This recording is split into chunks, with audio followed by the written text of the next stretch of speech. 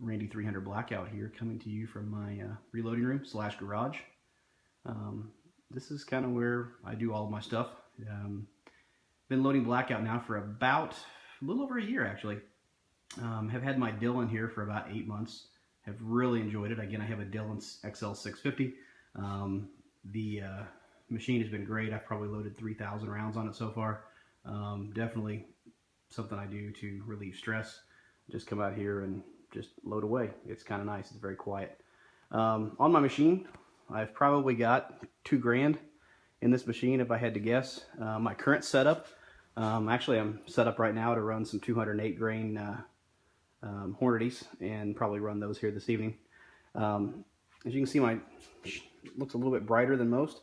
Currently right now, the modifications to this unit would be under the shell plate I have a little spring and a ceramic ball bearing to help with the shell spillage of powder running from station 3 to station 4. I have a little light kit here that I got on eBay. Pretty slick. It runs up underneath. The holder is also on the side.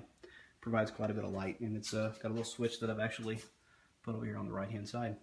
One thing that I really like, it's made it much more clean in here, is my primer drop. I don't use that little blue bucket. I have a tube that runs down through here, down to the bottom of my bench, and down in here to a little, basically a little water bottle. Also have the Dillon primer feeder. Sorry for the blurriness there. I love this thing. It took me a little bit of time to get the settings worked out, but once I haven't had a primer that's been upside down since. I love it. Absolutely love it.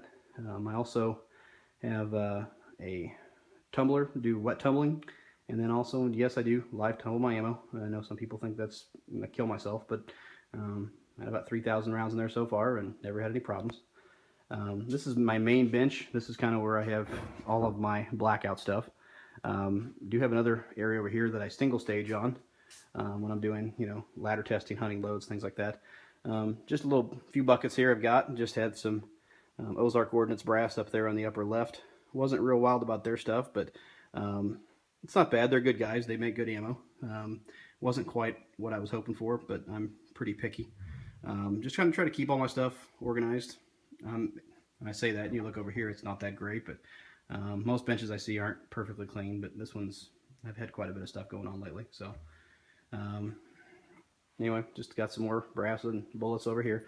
I do like to take apart, manufacturer's bullets and see what the grain powders they're running, grains, powder type, case overall length, everything else. So that's been a little bit of fun, just tinkering here and there. Got quite a bit of brass here. I've got much more underneath my table, but that's pretty much my setup here. What do I like to load?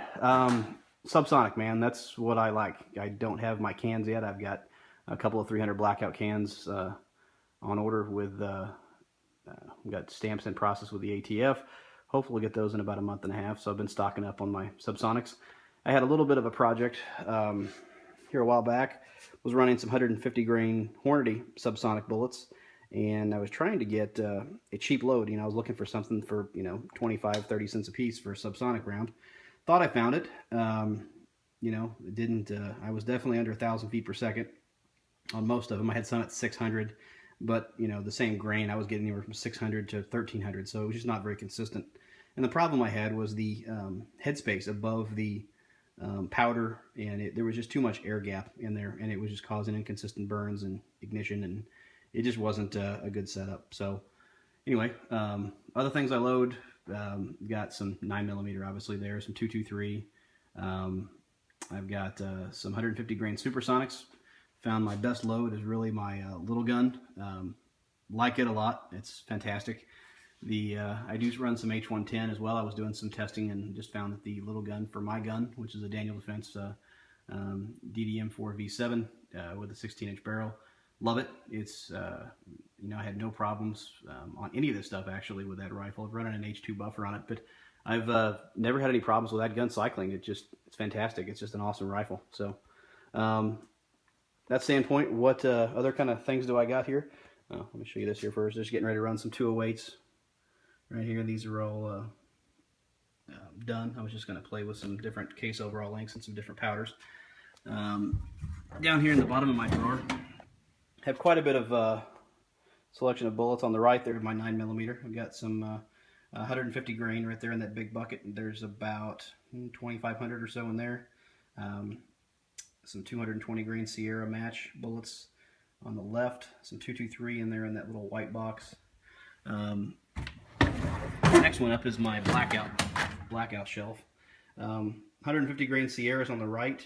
The next row is some 178s Hornady, and I got some 110 grain Barnes. A bunch of 208s. Again, that's my favorite. On the upper left there, in that little bag, that's some 220 grain bullets from Blackout brass. I haven't loaded those yet, but I've heard some good things, and they're only like 27 cents a piece, so couldn't pass that up.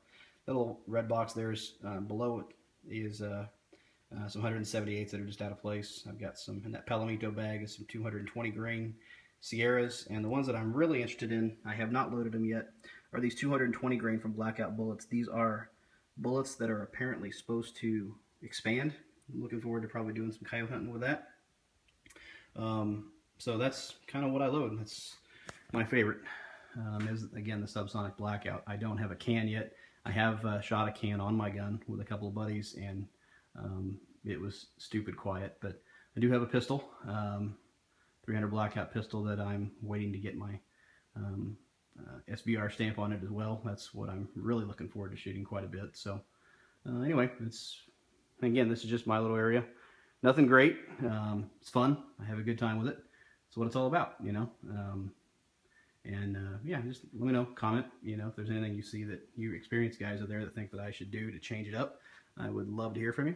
If anybody's got any questions about anything, I'd be more than happy to show you some stuff. If anybody's curious, the dies that I'm running, I actually do have the Dillon dies for the most part. God, sorry about the camera work here. I do actually run Forester dies on my sizing and decapping die. I've just found it to be so much more consistent than the Dillon die. I do have also the Forester seating die, and I absolutely love it. I am running the taper crimp die on my bullets that you know, have the cantilever on it. So if you're curious, I can be more happy to answer any questions on it. The Dillon dies are kind of expensive. They're kind of new. Not super wild about them. They are kind of pricey. I would definitely recommend the Forester dies over anything that I've tried yet. That's just me. Everybody's got a different opinion, and thanks again for watching.